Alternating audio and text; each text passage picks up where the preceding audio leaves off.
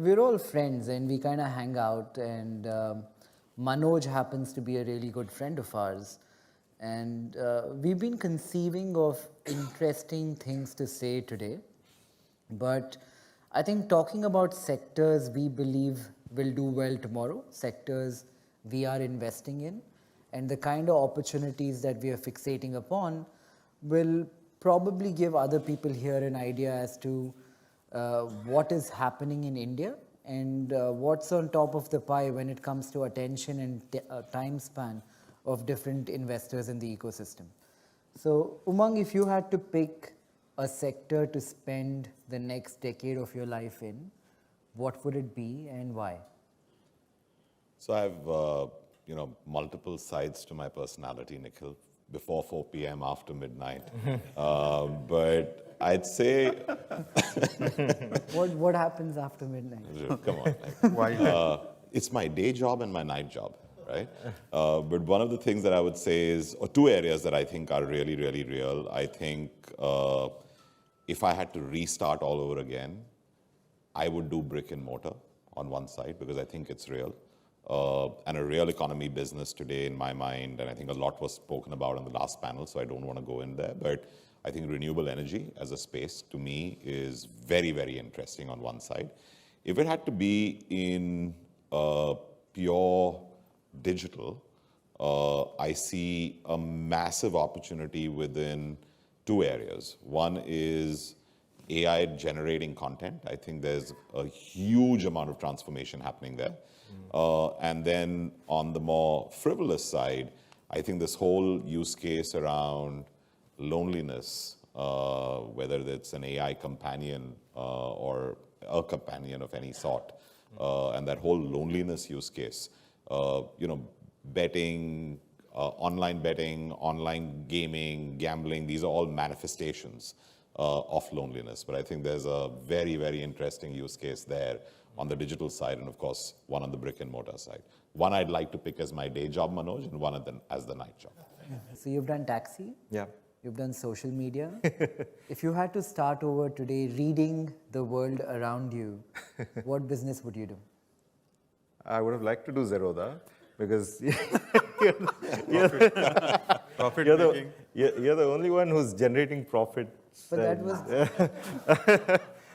that was right 14 years ago, but I don't know if tomorrow is the right business. No, actually, the theme is, when you help people make money, right? And that you think that's what we're doing? No. So apart from Zerodha, I think, at least for a country like India, you will win most users when you give the hope of making money or help them make money. Even a hope is good enough. Real money gaming apps today. Is there a platform that really helps people make money? Pick any. Well, banks. You can add anything in that bucket. Is there something? Not a promised income. As in, it's against the law to promise anybody that you'll make them money. Not promise. Does it help people make money? If you had to bet on one platform, or tell me one platform which actually helps. No, so at least on the creator front, I think YouTube shares ad revenue. There are, I'm sure you guys also have a creator program where, there's advertisers who want to get in touch with creators for space on their micro media that they're generating. So I think to that extent, yes, as long as you're adding value to a platform, there is money making that is happening and platforms are generating that. And the simpler you make it, the better, right? Like, for just putting up a photograph, and if that is generating value for somebody, if you can get paid for it, then those are the kind of plans. And what would be the new business you attempt based on today?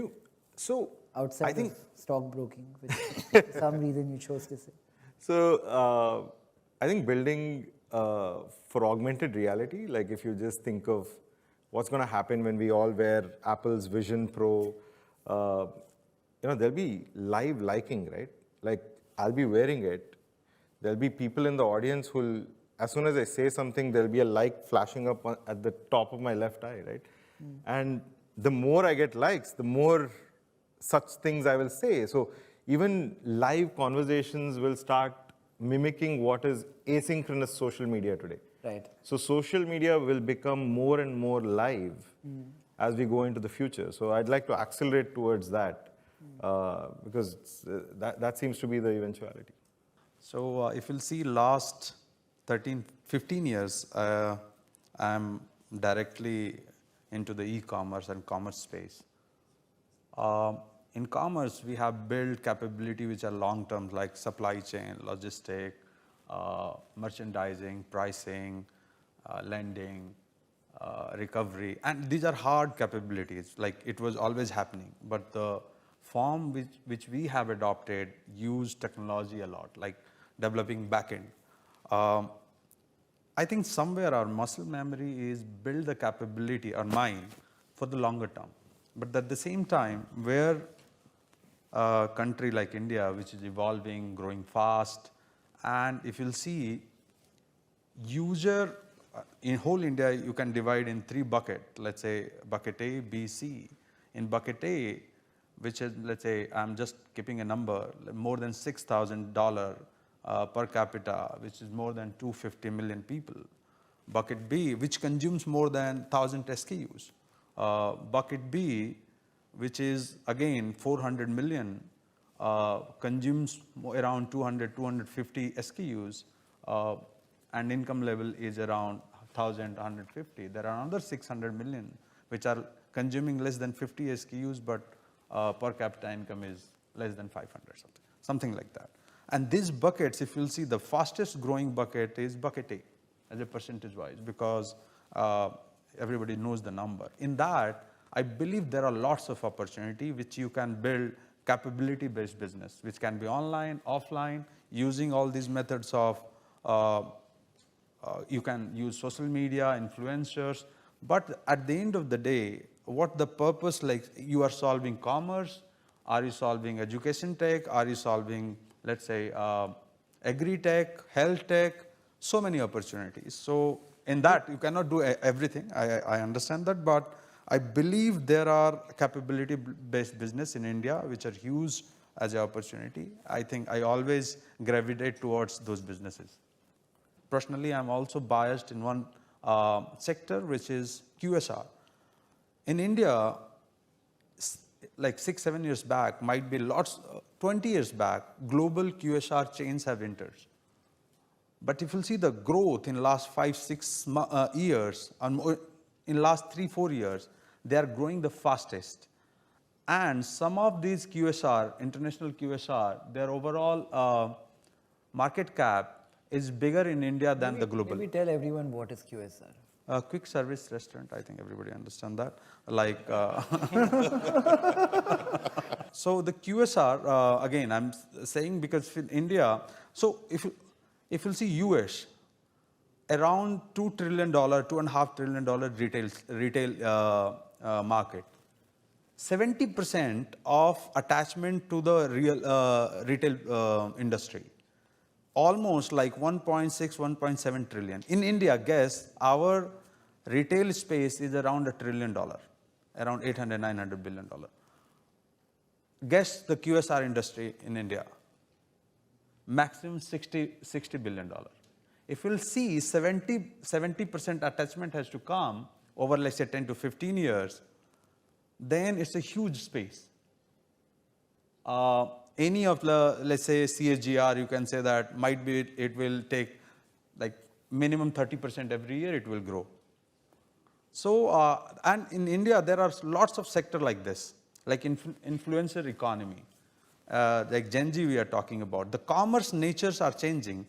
So when we were building this capability in India, when I was heading supply chain in Flipkart, I think the next day delivery or 2 days deliveries where the toughest capability has to be built. Now Gen Zs, they think it's a given. So they don't talk about it. In India, if you'll see 10-minute food delivery is the new phenomena, though I never believed it will work economically. But as a capability, people are talking about 10-minute delivery. And these capability, when you talk to about Gen Zs, hey, this next day delivery, they think it's already done. Why you are talking about it? So their consumptions are more about instant, I should look good. So when we were solving fashion industry, so solving a return, because sizes are the biggest issues, the return logistic developing was the problem. Now they think, hey, go to the mall, wear it, just upload the reel, and it has to look nice. This trial and returns, wasting my 3-4 days, I don't have that much of time. And e-commerce is struggling how to solve that problem. So now offline is suiting more for those requirements rather than online. So things are also changing. We reverse the question to you. Yeah. Yeah, that's I mean, the what same would thing you you start? should talk about. If The I same had thing. to What do you- something yeah. today, Yeah. well, I feel like the world will quickly have a lot more older people. A lot of us are not having kids. Each time I come to the UK, I look around any room, I see a lot of old people. I think.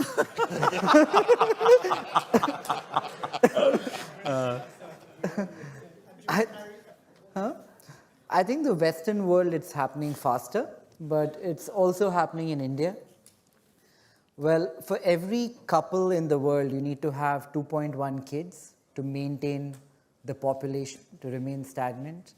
I think India was at something like 4, but we're getting very close to 2.1 right now. Countries like Hungary are cutting taxes if you have more kids. China is pushing the 3-kid policy. So in summary, I think demographically, the world will get older. I think the world will get older much faster than anybody predicted.